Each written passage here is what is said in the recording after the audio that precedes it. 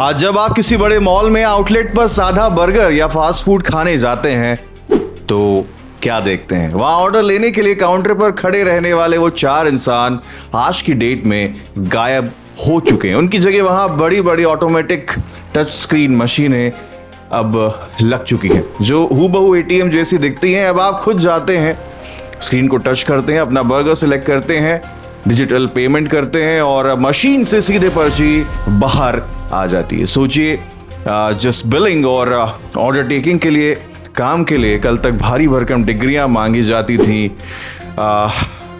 Interviews होते थे। आज वहां एक बेजान मशीन इंसानों को 100% रिप्लेस कर चुकी है। ऑटोमेशन और मशीनें जिस कदर चुपचाप हमारे रोजगार को निगल रही हैं, यह उसका सबसे बड़ा लाइव सबूत है कि अब हमें सोचना जरूरी है। और यही से शुरू होता है आज का असली खेल।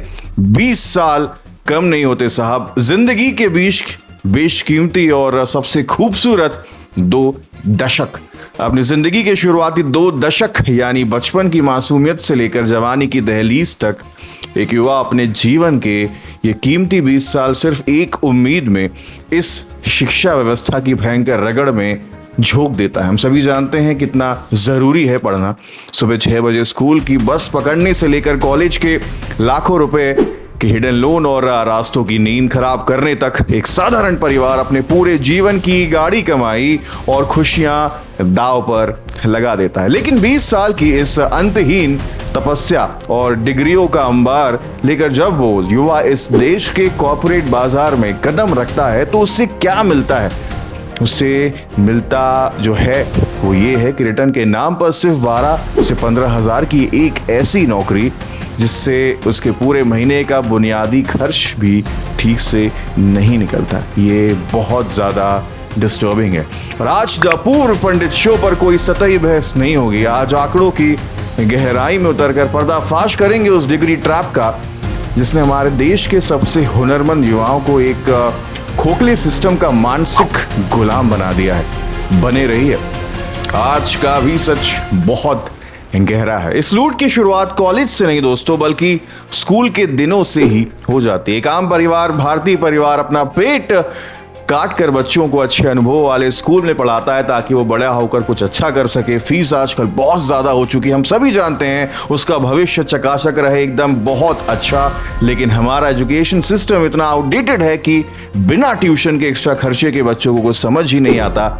स्कूल के बाद कोचिंग का अलग से हजारों का बिल, यानी पेरेंट्स की जेब पर सरेआम डबल डाका। सोचते हम है कि नहीं डाले पर दूसरों की देखरेख में हम बच्चों को डाल ही देते हैं। और खेल यही खत्म नहीं होता, इसके बाद शुरू होता है इंजीनियरिंग और MBA कॉलेज का असली इंफ्रास्ट्रक्चर माफिया। और वो एजुकेशन झूठे प्लेसमेंट के बड़े बड़े होर्डिंग्स लगाकर ये कॉलेज जब बताते हैं कि इतने का पैकेज लगेगा, 10 लाख की डिग्रियां बेचते हैं एंड 4 साल बाद हाथ में थमा देते हैं वही 12,000 15,000 का बेरोजगारी पर्चा। लेकिन क्या आपने कभी सोचा है कि ये टूटा हुआ सिस्टम कभी सुधरता क्यों नहीं? क्योंकि इस देश के रसूखदार पॉलिटिशियंस और नेता खुद इन बड़े बड़े प्रोजेक्ट्स, कॉलेजों और यूनिवर्सिटीज के पीछे ट्रस्टी बनकर बैठे हैं।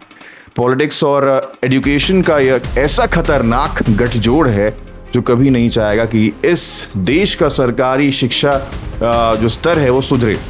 क्योंकि सरकारी कॉलेज बेहतर हो गए तो इन नेताओं की करोड़ों की प्राइवेट दुकानें जो हैं वो हमेशा के लिए बंद हो जाएंगी। इस भयंकर आर्थिक बोझ के बाद भी अगर बच्चे के 2 नंबर कम आ जाए, 4 नंबर कम आ जाए, 1 नंबर कम आ जाए, 90s में हम खेल रहे हैं, उसके बाद भी तो समाज के डर से पेरेंट्स भी बच्चों के रिजल्ट से खुश नहीं हो पाते। घर घर में सिर्फ एक ही माहौल गूंजता है, तनाव, उदासी और एक दूसरे से भयंकर मानसिक रगड़। अब इस कहानी का सबसे खूबसूरत और आंखें खोल देने वाला पहलू आप देखिएगा कि हमारे समाज में आज एक ऐसे अनगिनत बेहद सम्मानित और हुनरमंद लोग भी मौजूद है दोस्तों, जो शायद पारंपरिक डिग्रियों के इस चक्रव्यूह का हिस्सा कभी बने नहीं, लेकिन उन्होंने ज़मीनी हकीकत को समझा, अपने नॉलेज को बढ़ाया, अपनी प्रैक्टिकल स्किल्स को मांझा और आज वो डिजिटल वीडियो एडिटर्स मान लीजिए, प्रो कोडर्स मान लीजिए, स्वतंत्र क्रिएटर्स मान लीजिए और कड़क लॉजिस्टिक्स या सप्लाई चेन ओनर्स के रूप में बिना किसी बड़ी डिग्री के सिर्फ अपनी प्रॉब्लम सॉल्विंग कैपेसिटी के दम पर शानदार और कड़क मुकाम हासिल कर चुके हैं। ऐसे लोगों को हमारा सम्मान है। अपने टैलेंट के बल पे आज वो जबरदस्त काम कर रहे हैं। बाजार को उनकी डिग्रियों की रद्दी से कोई फर्क नहीं पड़ता। बाजार सिर्फ उनके हुनर की वैल्यू देखता है और उन्हें पूरा सम्मान देता है। वही दूसरी तरफ 20 साल कॉलेज में घिसने के बाद भी एक आम युवा इस व्यवहारिक ज्ञान से सीधे 0% अछूता रह जाता है। आप सोचिए, जो परिवार करोड़ों का लोन लेकर बच्चों को एंट्रेंस एग्जाम और फॉरेन स्टडीज के लिए बाहर भेजते हैं, उनका दर्दनाक सच तो जरा सुनिए। करोड़ों का वो विदेशी कर्जा सिर पर लेकर क्या वो बच्चा कभी भारत वापस आकर यहाँ के सैलरी स्ट्रक्चर पे काम करना चाहेगा? कभी नहीं। मेरा तो सोचना है, मुझे नहीं लगता नहीं आया यार।